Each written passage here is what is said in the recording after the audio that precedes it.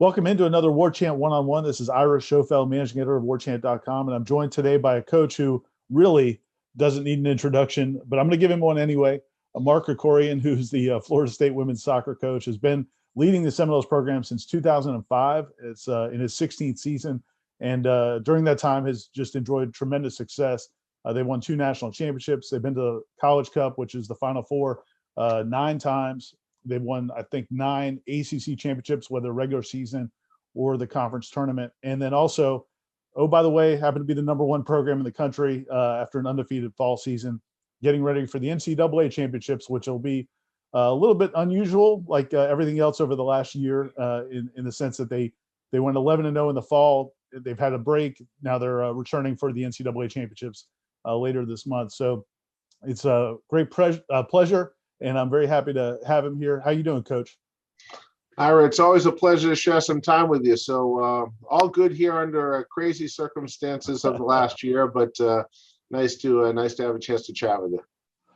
Good. I've talked to you several times. I mean, many times throughout the years, but I don't think I've really ever talked to you much about your beginnings in soccer. So I wanted to kind of start there and then go through a little bit of your career and what where the program is today.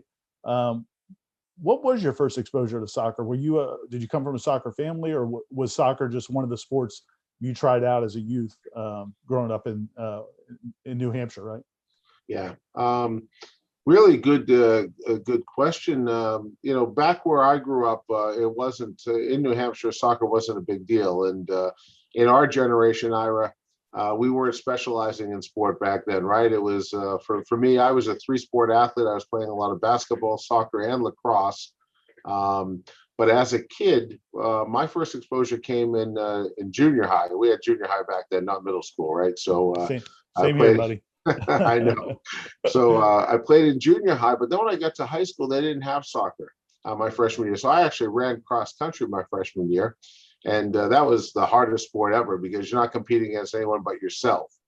But my sophomore year in high school, they started soccer at the high school I was at. So I ended up playing my sophomore, junior, and senior year. Just fell in love with the game. I fell in love with the ball. And I had one teammate on our group had grown up playing in the German American leagues of New York. And he could do things with the ball that were unimaginable to me. He was taking the ball, he was holding on his foot and flipping it up, catching on his other foot, flipping it up, catching on his neck, and all of these different things. And I'd say, hey, what's the trick? The trick is hard work. The trick is hard work. You get out there and, again, for me, I was playing some soccer, I was playing some basketball, and I was playing some lacrosse for high school.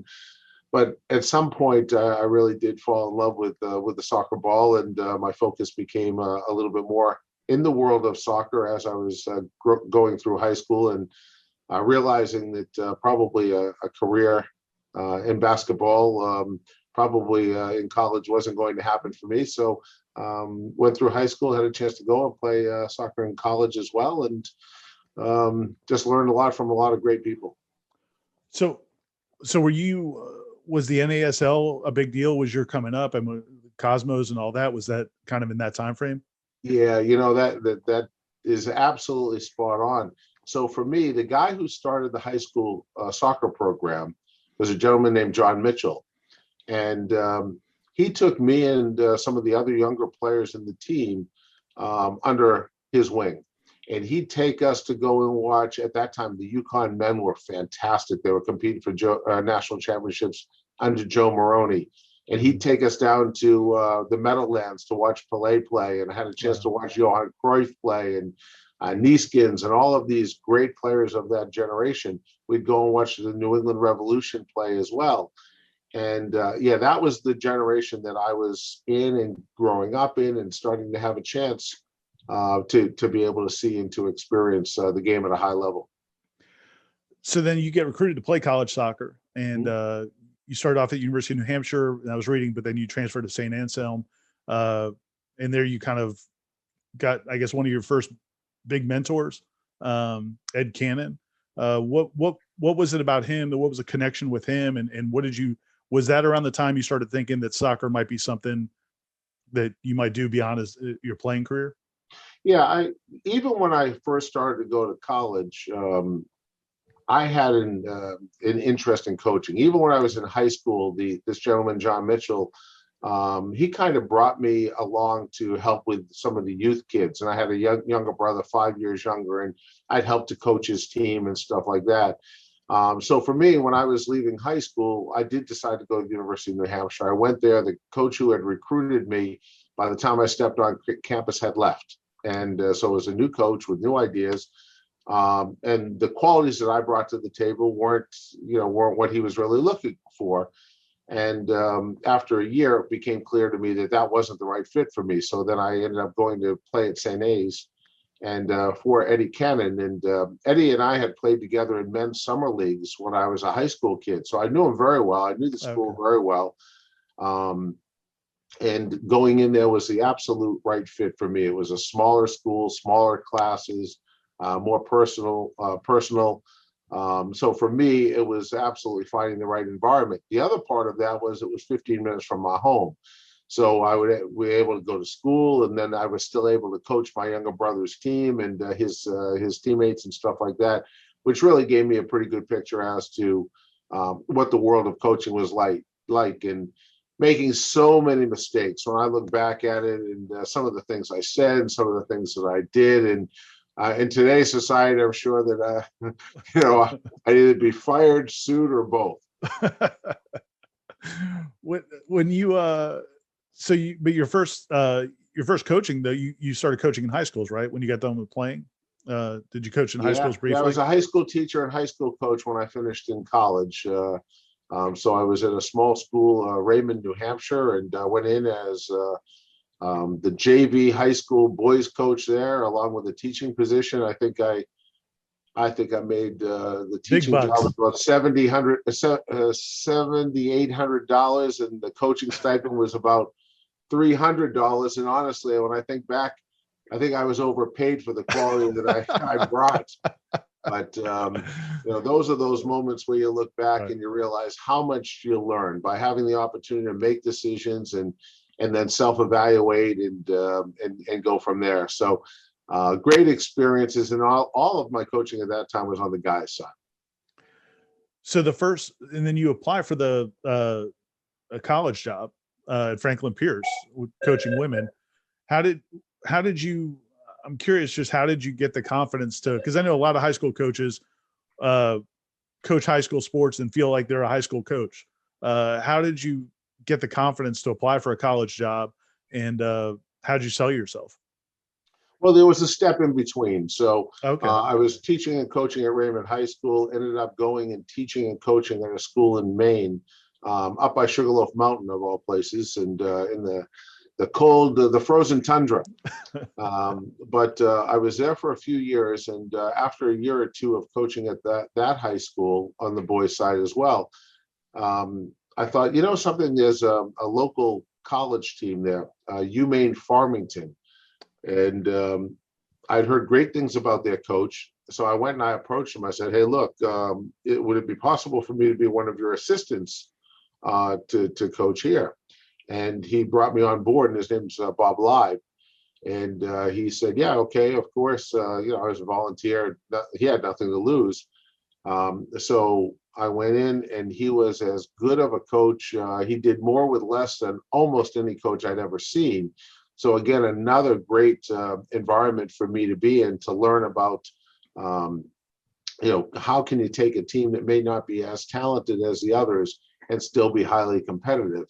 So I was there for as his assistant for a couple of years, and then my brother at that time, my younger brother, was teaching in Hinsdale High School in New Hampshire, but he was the assistant men's coach at Franklin Pierce. Okay. And he said, hey, look, there's a job open here at Franklin Pierce. It's the head women's soccer coach and assistant women's basketball coach. And as I said, I have quite a background in basketball also. So I threw my name in the hat. I went down, I interviewed with the director of athletics, Bruce Kirsch. He saw something in me, and he gave me a chance, and went down and Well, we really struggled to start. I'll tell you that. My first year, we weren't real good. But after a couple of years, we got a little bit better. Yeah, you guys win 2 national championships. And what I was curious about is at both of those places, Franklin Pierce, and then also when you coached at Hartford, you took teams that had struggled and then had these turnarounds. And I'm curious about that because it seems to me one of the hardest things in sports is when players or a program is struggling to get them to even see that success is possible. How were you able to do that? Because you end up winning 2 national titles at Franklin Pierce, and then at Hartford, I think you guys went 4-14 your first year, and then 19-2 your second year. How do you do that? How do you get players in a program? Because it's more than just the players; it's everybody in the program to see that success is possible. Yeah, I think it's about having a realistic vision and staying strong in that belief. But I don't think there's any secret. It's about getting players. And, when I went to Franklin Pierce, it was clear to me that looking at the opponents and the quality of the players that we had, that we weren't good enough. And in order for us to be better, I needed to find some kids that were interested in coming to Franklin Pierce. And when I got to Hartford, after having 2 consecutive undefeated seasons at Franklin Pierce, national champions, and we were really good. I mean, those teams that I had at the Division II level would compete with my team here at Florida State. I mean, they were really good. Where were you recruiting players from? Like, how did you build all that over the team? world? Wow. All over the world. So what I realized really quickly was that if I went to a recruiting event, let's say there was a big recruiting event in Washington at that time called WAGS, and I'd look and I'd see the Carolina coach and I'd see the Duke coach, I'd see the Virginia coach. I saw all these guys lined up on the side.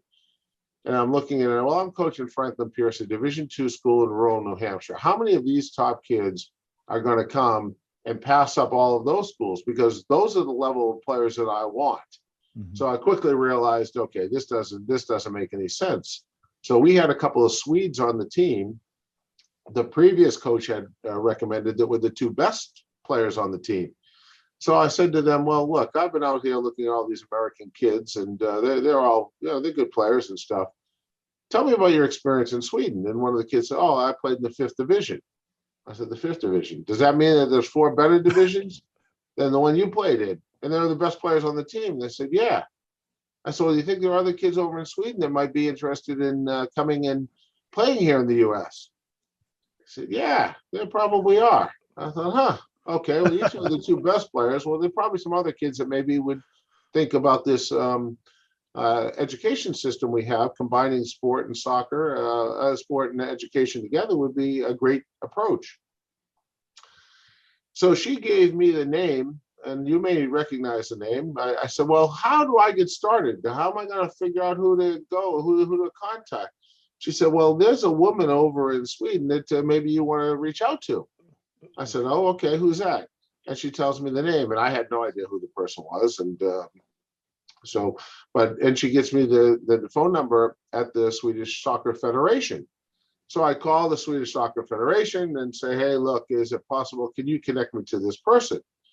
And lo and behold, I'm on the phone with Pia Sundhaga, who becomes our U.S. national team coach years later, who worked as one of my assistants years later.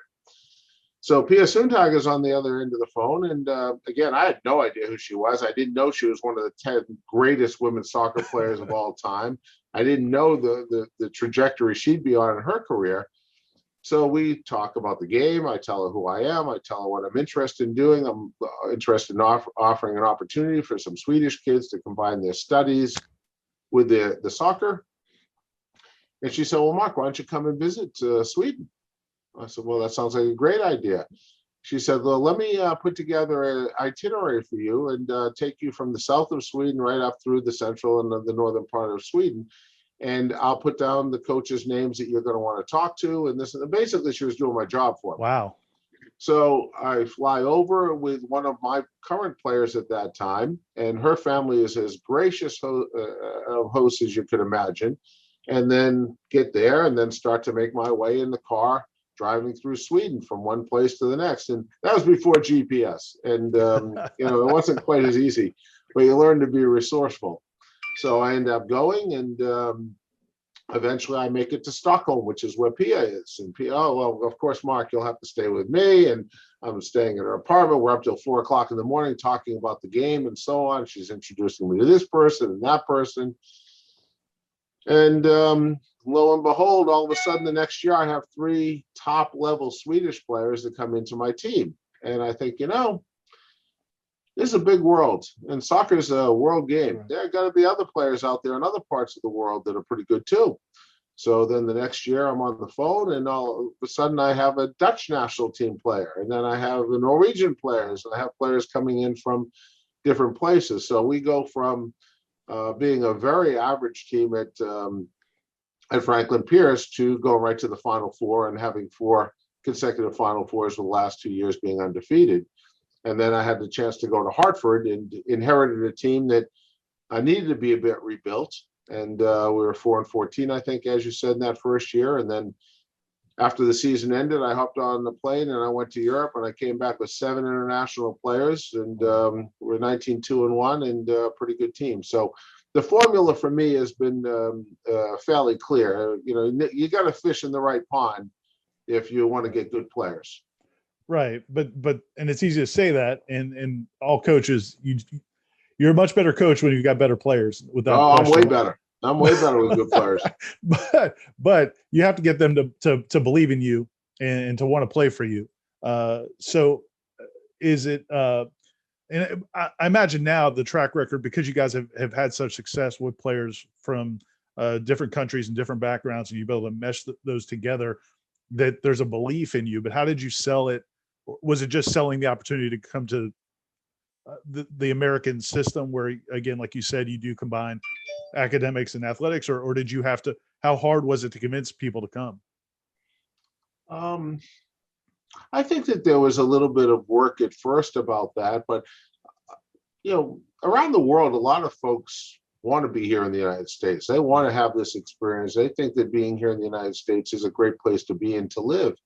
So while certainly it was challenging, and those elite players had the chance to go and play in a lot of places and do a lot of things, I do think that probably the vision that I shared with them, coupled with the opportunity to combine the athletics and the academics, what I said to them is, what do you have to lose? At the end of the day, if you don't like it, this isn't prison. You can go home. You can come here for a semester. If it doesn't prove to be what you want, then you can go back to what you have. But by not coming, you don't know what you're missing. And I think at the end of the day, that, coupled with probably the passion that I showed them, and the interest in being great and helping them to have a different experience in their lives, was a strong enough pull to attract them. And once I got those first 3 Swedes, and the team became a top 5 team in the country in 1 year, it was a whole lot easier getting the others. And the same thing at Hartford. As soon as we became pretty good, then it was easier to get other kids to look and buy in. Even the better American kids now are starting to consider, okay, maybe this isn't a bad place to look.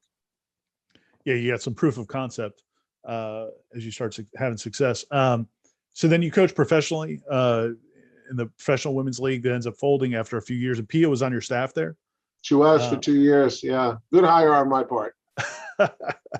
At that point, were you thinking, and then you go to work for the U.S. national team, were you thinking to go back to colleges? Or when Dave Hart, I assume it was Dave Hart that called you, how did that conversation go? And were you looking to get back into colleges at that point?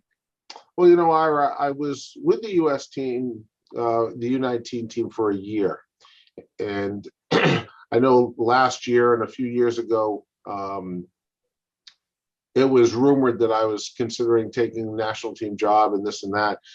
I didn't really have a great experience with them. I don't think I was a good fit for them. The way I wanted to do things and the way that they were doing things were very different in the approach that we wanted to take. So it was clear that I wasn't a great fit for the U.S. national team staff and so on in the bigger picture. So I very much, I do believe in our concept here of the student athlete. I do think it's a great concept.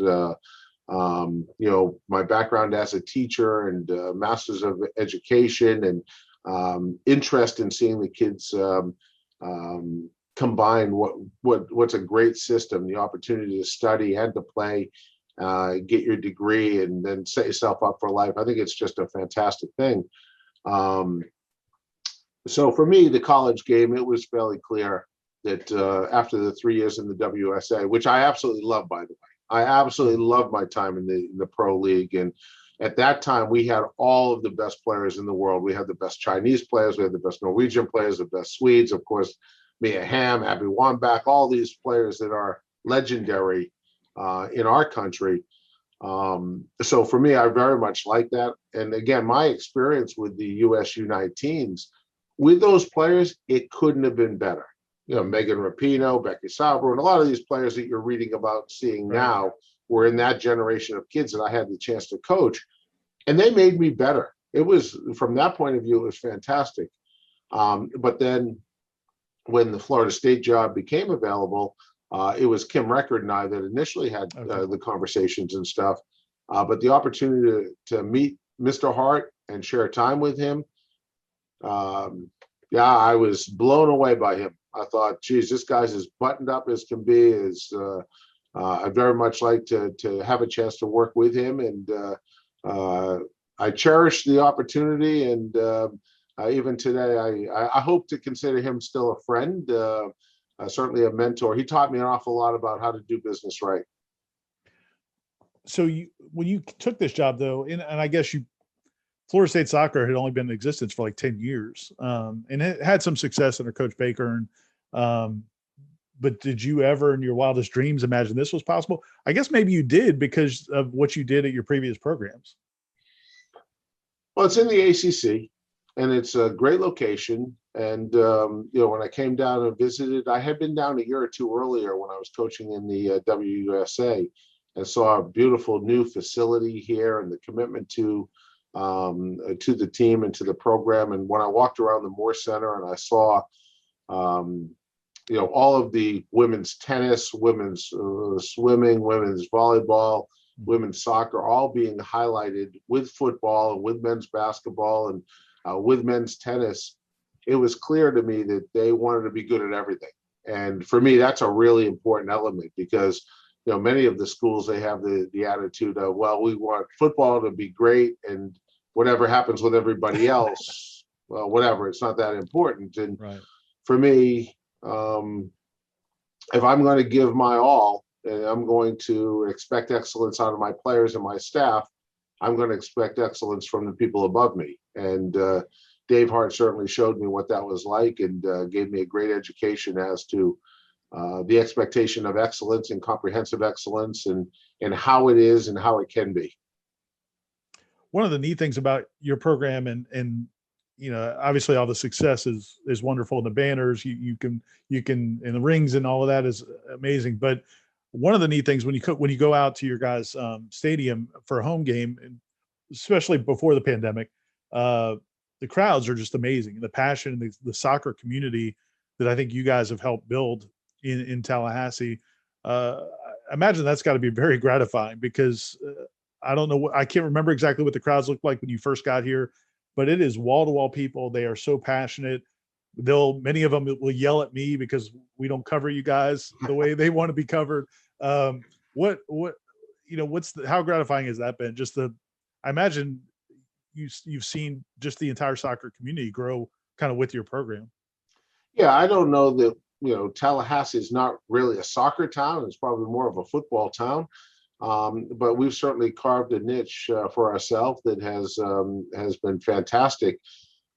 Our crowds are great. We have a home field advantage here. Many of the places that we play, there's absolutely no home field advantage. You're going in and it's sterile and it's stale and there's nothing to it. But I think probably when you combine the level of success that we've had, the great players that we've had, the playing style, I think, is attractive for most people. We hear that a lot throughout the country, even throughout the world, that when teams see us play, they think that it's a very attractive style of soccer. So, I do think that sometimes in women's sport, it's a little bit difficult to get crowds to really come and embrace the different teams. But for whatever reason, probably also because our staff and our players are so approachable and they're so good in the community that there is a very great, it's a great connection that we have. But certainly when we're in a non-pandemic year and we have an opportunity to host some different teams here, the crowds are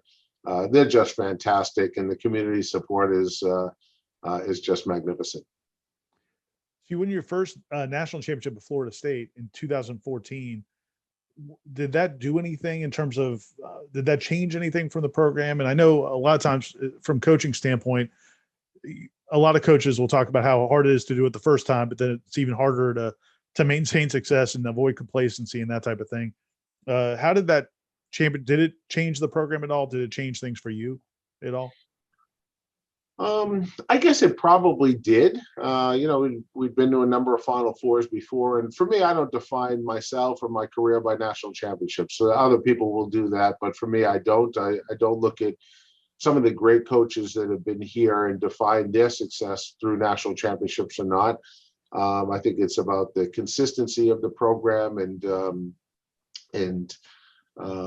what you're providing on an annual basis. And I think for us, there are probably some people that would look and say, well, that 2014 year defined us in a different way. For me, I don't look at that. Honestly, I think that our best team thereafter was 2015. Our 2015 team was better than our 2014 team, and we didn't win. So those are the things that haunt me. I look at it and it's like, we were better. We were the best team in the country, and we didn't win in 15. In 14, UCLA was the best team in the country, and they didn't win. In 18, Stanford was the best team in the country, and we won. So, what it tells me is that it's not always the best team that's going to win. It's the team that has the best performance on those most important days that are going to win. And certainly we saw it with the Arizona women's basketball team recently, right? We've seen it now with the UCLA men's basketball team very recently as well. So, for me, those are the long-term defining moments. National championships, they're big. They're a big deal. They are an absolute big deal. But all those Final Fours, those matter to me too. And they're not hard getting to. It's not easy to get into Final Fours. A lot of people are like, oh yeah. How come you're not winning? How come you're not? Well, okay, let's see how many other teams are getting to that many Final Fours. Yeah, sports are so cruel because you bring up that Arizona women's team. I was watching that game last night, and the McDonald girl who carried them to the championship game has just an awful shooting night. She just could not get the ball to fall through, and then she has a chance to hit the game winner and doesn't come through with it. But she's been incredible. Had an unbelievable career. Yeah, so it's like, how do you? Sometimes sports just seems like it's so cruel. It can be cruel. It can absolutely be cruel, and you look at it, and how is it that you define success? At the end of the day, how is it? And that McDonald young woman, boy, I'll tell you what, she gave her heart and soul to win that game, and I'm a little bit gutted for her, to be honest with you. I don't know the kid, I don't know anything about her, but I'm a fan. I'll tell you that. Yeah. So coming into this past season, dealing with the pandemic, and then coming back, and you guys, not every league is playing, but the ACC does, and you guys go undefeated, and tremendous accomplishment. What were the challenges like? How different was it from any other season, and how were you guys able to persevere? It was really different in so many ways. All this COVID testing. I bet I've had 75 to 100 COVID tests, and all the players as well. And it's just been certainly challenging. But I think that the whole world has been challenged, right? I mean, you look at the world economy, you look at our economy, you look at all of the different things that have gone on, and it's a really difficult time. So again, for us, we feel very fortunate that we've been able to have what it was that we've had. What I can tell you is that in the fall, we played as well as any team in Florida State has ever played. The quality of player, the quality of depth, the defending, attacking, transition, free kicks, as good or better than we've ever had here before. And the challenge, of course, is, well, how do you maintain that taking a holiday break and then coming back, and can you maintain it through a very disjointed spring season, if you will, and then go into an NCAA tournament, trying to figure out and manage how all those pieces fit together. And for us, of course, we lost Malia Berkeley at the halfway point of our season, with her going and playing professionally in Bordeaux. And I'm thrilled for her. I mean, she deserves it. She has had a great career here. She accomplished everything that you could possibly accomplish. And now it was time for her to go. But that changes our team. Yeah. But full credit to our staff, our strength and conditioning staff with Elisa Angelis has just been great in terms of keeping our kids fit and sharp and in a really good spot to compete, which also means rested, right? I mean, it's a balance between how much is enough and how much of it is too much. And up to this point, I think that we've managed them pretty well, minimizing injury and still performing at a high level. And then we'll see the NCAA championships. The opening rounds will start later this month, and then it'll continue into May. I did want to ask one more question about the level of players you get to coach. And you've seen, as you said, I mean, you've been coaching elite world-class players for a long time. But it seems like players in all sports, we're seeing things that we've never seen before. I'm curious, do you ever look out there and see some of your players do things that you just are hard to even comprehend? I mean, you're seeing such an unbelievable level of play. Do you even get kind of wowed sometimes by some of the things you see?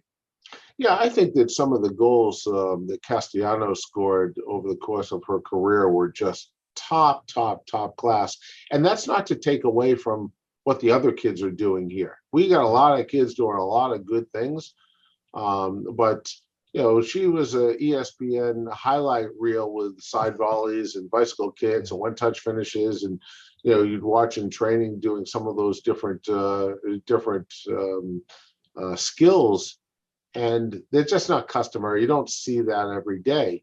Now, the quality that Yuji Zhao brings, and Jalen Howell and Malia and all these other top quality, those kids all are going to have a chance to play on the world stage at the highest level. And they're so special in so many different ways. And again, in some ways, I feel bad bringing their names up and leaving all the others out, because we got a lot of them that are playing at elite level. We got a lot of kids that are going to go and be pros and be national team players.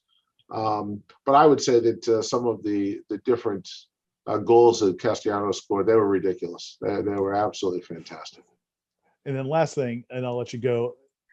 When you were coming up as a young player and then learning the game from some of the people you talked about, did you see how different is soccer now?